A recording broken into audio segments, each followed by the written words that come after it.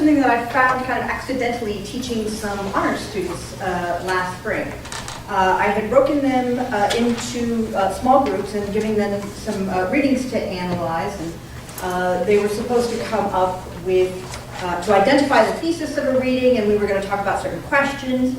And being honor students, they were a particularly talkative, intelligent, funny bunch of kids. And a couple of them started throwing out hashtags for the readings. And this was not an online class. This was, 20 of us just in the room, right, in the honor suite. And so I said, okay, fine, in your group, make a hashtag for the reading. And I thought it would be a thing that would be kind of funny, and it would just get their sillies out, and then we would go and we would have a serious conversation. And much to my surprise, it turned out to be one of the best parts of the conversation. Because what it did was it forced them to focus on the absolute core essence of the reading, right? To figure out exactly what they were trying to say in about 5 words, right? And so then it became a regular part of our conversations.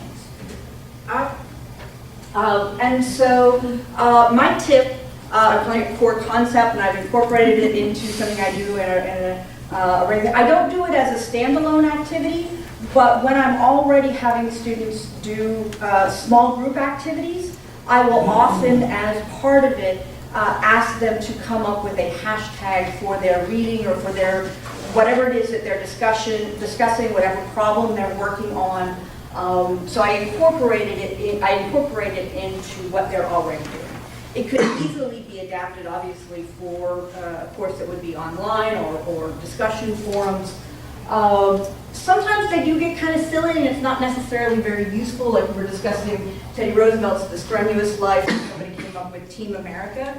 But hashtag win or die is a pretty good summary of the strenuous life. One group came up with white guys rule, hashtag white guys rule. Because so we had about 4 or 5 groups, and then they had to vote on who had the best hashtag. And that made them then discuss, well, what's really the concept here? And somebody said, well, Roosevelt isn't just saying white guys rule.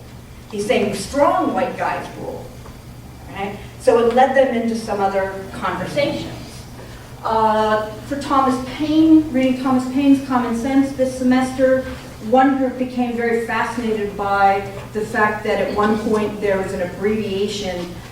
Paine had abbreviated the word king as K dash, and they thought it might be an obscenity, turning the word king into an obscenity, which wasn't really the case. It was just an abbreviation.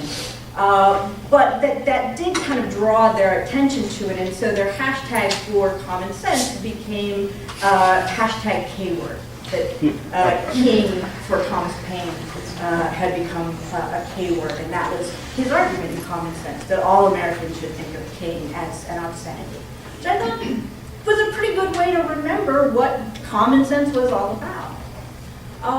And sometimes I found that students made really interesting connections. They made interesting connections sometimes to other things we were reading, to contemporary events. Last semester, a group in the 20th century U.S. course was reading John Lewis's memoir about his activism in the civil rights movement.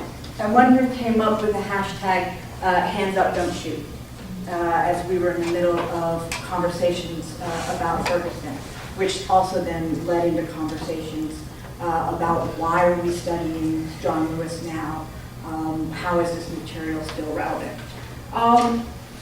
So I would say doing this, even though it seems kind of silly, I thought it would be silly, it gets them to think about the thesis of the reading, it gets them to think about the core concept of what they're doing. It's fun, it's competitive, it increases their sense of engagement.